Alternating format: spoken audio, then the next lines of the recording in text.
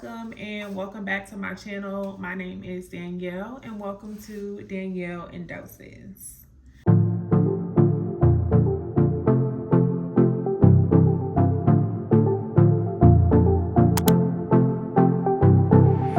So I am so curious. I was just kind of like playing with my hair and stuff before I got on camera.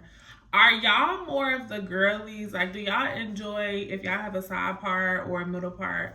Do y'all like y'all hair to be like in the front on one side? Or are you more both sides? I'm just definitely one of those girlies. Like, I love my hair to be long, but I also love my hair to be on one side. Like, I don't need both of my hairs, both sides of my head to be in the front, unless I'm like taking a picture or I'm trying to be like super glamour girl or something like that. But I was just curious because I was getting myself together. That's my ADD getting in the way. But anyways, so I wanted to give y'all a recap on what was going on with me for last week. Like I mentioned before, I was interviewing for a new position and I did get the position. So I am super duper excited about that. I officially put in my 2 weeks notice on last Friday. So I start my new job on August the 24th. We're grateful about that. And I'm going to do my best to update y'all throughout the process, how I'm feeling about my new position and what we're doing from there. So, yeah. Okay, so today I didn't have any topics in particular that I wanted to speak about. I really just wanted to talk about the job in itself and what that means for me. So the first thing I wanted to discuss is just like understanding the circumstances. I feel like right now, as a whole, the state of the nation is difficult for anybody to have a job. I'm sure we've all seen those videos on TikTok, on Instagram, on YouTube of people having all of these different degrees and they're not able to find a job within their field. Or maybe they don't have a degree, but they have years of experience and they've been unemployed for months at a time. I personally have a friend who's been unemployed for a while and she hasn't been able to find a job. So when it comes to me understanding that those circumstances I could be facing as well, I'm extremely grateful to, one, leave a job on my own terms to go to another job that's paying me exactly what I want to get paid within this climate. Just kind of like backpedaling a little bit. I know I mentioned some people, having all of these degrees, bachelor's degree, master's degrees. Some people have doctorate degrees and they're unable to find jobs within their field. I think it's extremely important for us when we are choosing what degrees or what fields of study we want to go in as a professional to do as much research as possible so that we're setting ourselves up to be successful. And what I've come to find, unfortunately, is that with a lot of those videos where people are unemployed that have all of these different degrees, don't have the degrees that are valuable within this market. And I've always told myself, if you get a degree in anything medicine, anything education, and anything tech, you're bound to have a good career.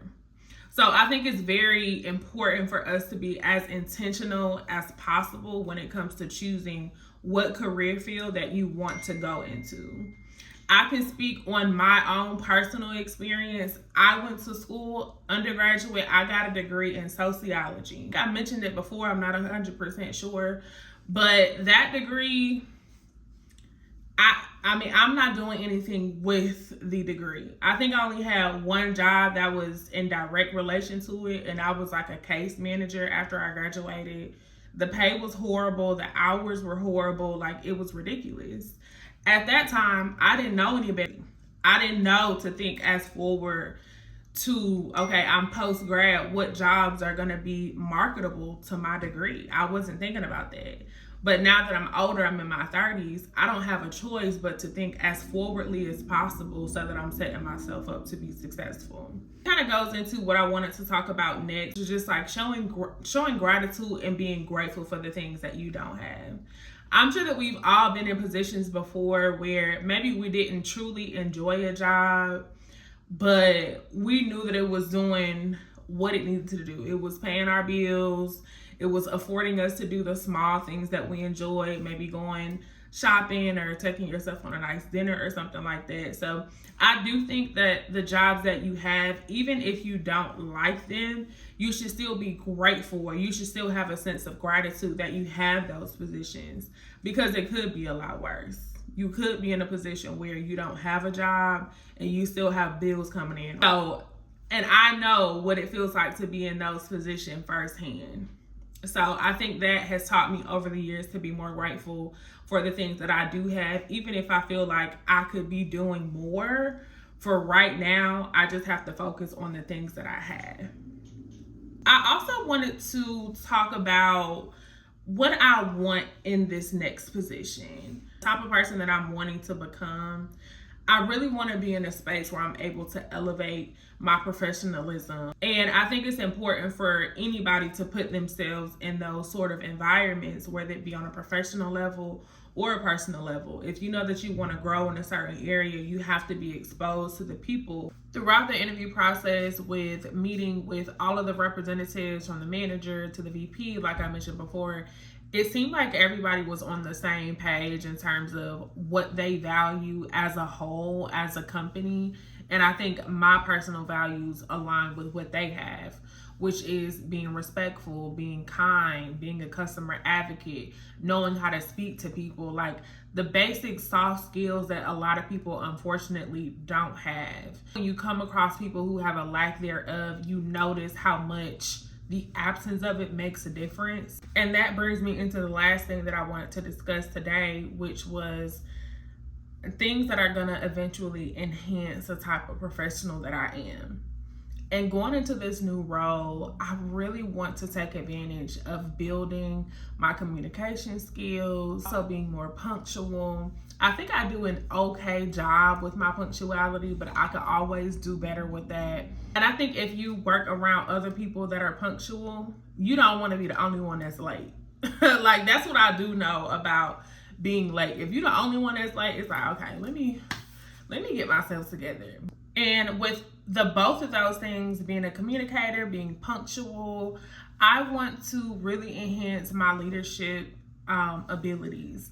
And I think I do a really great job now at taking the initiative to do things, but I know that in this new position, they're going to be expecting me to do a lot more, and I'm super excited about it. Normally, it would be something that I'm nervous about, but because I've had so much experience, I know what it takes to be able to make a decision on something, or how to do a corrective action, or how to work with somebody who maybe isn't understanding. So I'm really excited about that.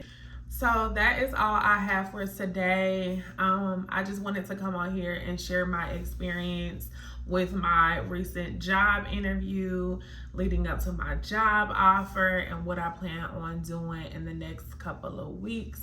So again, if you are supporting me, thank you. I truly appreciate it. I see my subscribers going up. I see my views going up. So thank y'all so much. I truly, truly hope that y'all are able to add a dose of my life and add it to yours. I will see y'all on the next video. Bye.